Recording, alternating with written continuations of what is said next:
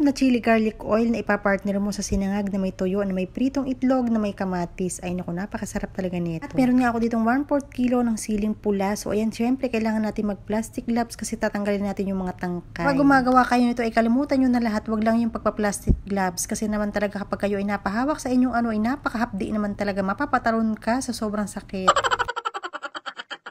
At syempre, gumamit nga pala ako dito ng 3 cloves ng bawang. Pagkatapos nyan ay syempre, binalatan ko na rin yung mga bawang. At ilalagay ko na nga dito sa food processor itong mga tinanggalan ko ng ulo na sili. Sobrang laking tulong talaga nitong food processor na ito para sa aking pagluluto. At syempre, sa aking paghihiwa ng mga gulay talaga naman napapabilis. Wala naman kayong food processor, pwede nyo manumanuhin, gamitan yung kutsilyo. Yun nga lang is matrabaho talaga siya. Iba talaga kapag may food processor ka. Tama ko na rin pala yung mga binalato kong bawang dyan kanina. At pagkatapos nga yan ay ito na, nilagay ko muna sa isang bowl. Yun nga, inilabas ko nga itong aking beauty. Meron naman kaming induction cooker pero minsan pinipili ko magluto dito kasi ito ay naka-stack naman sa ilalim. Dapat ito talaga ay minsan ay ginagamit din. Bilis lang din itong gamitin at saka ito ay nabili ko lang din sa Shopee na napakamura lang. So yan, sa isang kawaling ay naglagay ako ng oil. Bali yung nilagay ko dyang oil is mga 2 cups. Kung mainit na nga yung mantika ay syempre inilagay ko na itong mga chili. Ayan, so hininaan ko na rin pala yung apoy niya. Talaga yung tamang sakto ng apoy na gagamitin natin. Mahina lang talaga kasi mabilis lang masunog yung sili at saka yung mga bawang. Pagkatapos ay halo-haloin ng kaunti para hindi masunog yung ilalim. At dahil nga feeling ko is kulang pa siya ng mantika kaya nag-add pa ako ng 1/2 cup. So, ayan naman syempre kung kayong gagawa ay nakadepende na sa inyo kung gaano karaming oil yung gusto nyong ilagay. Pero syempre para sa akin okay na yung ganito. Ito talaga yung perfect para sa akin. Yung saktong-sakto lang yung mantika. Parang kitang-kita pa rin naman yung sili. Ito lang naman din yung matrabaho sa paggagawa ng chili garlic oil. Wala kang humpay sa kahalo. Ayan. So, mga 30 minutes ko na itong hinahalo at medyo malapit na rin itong maluto. Ayan naman ito ay titimplahan natin. So, bali naglagay ako dito ng 1 tablespoon ng asukal. Hinalo-halo ko lang para naman matunaw yung asukal at naglagay na rin ako dito ng white pepper. Siguro mga 1 teaspoon lang. At naglagay na rin pala ako dito ng 1 teaspoon ng asin. At syempre, ito talaga yung magpapasarap sa ating chili garlic oil. Naglagay ako dito ng 1 tablespoon ng suka. Bukod sa mapapasarap na nito, ang chili garlic oil ay mas mapapahaba pa yung shelf life nito or matagal tong masira kapag nilalagyan talaga natin ng suka. At kapag ganito na nga yung ating chili garlic oil, kung mapapansin nyo, medyo ma-brown-brown na siya ng konti kasi mga 40 minutes ko na rin itong hinahalo. Pagkatapos nga ng mga 55 minutes ay pinatay ko na rin yung apoy kasi mainit pa rin yung mantika niyan. Kahit hinangon natin yan ay maluluto pa rin talaga yan sa sarili niyang mantika. Sa paglalagyan naman dito ko siya ilalagay sa aking 3 glass container. May mga takip yan. Ayan ay nabili ko lang din sa Shopee na napakamura lang din. Nga sa glass container nyo inilagay, napaka-safe ng inyong gagawin chili garlic oil. Pwede nyo ilagay yan sa ref at kung wala naman kayong ref ay pwede nyo ilagay sa malamig na parte ng inyong bahay. Ang tinakluban ko muna yan syempre kasi malamig na naman yan. So bali yung 3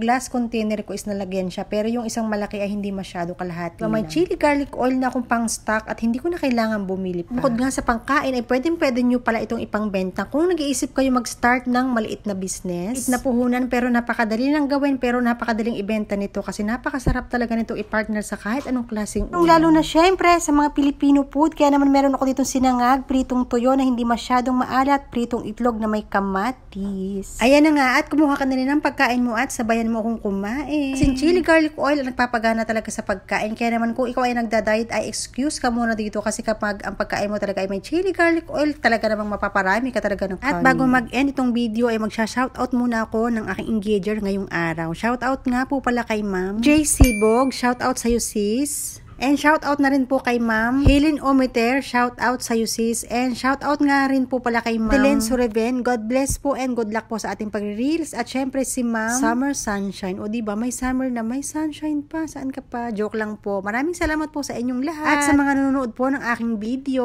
God bless po sa ating lahat. Bye.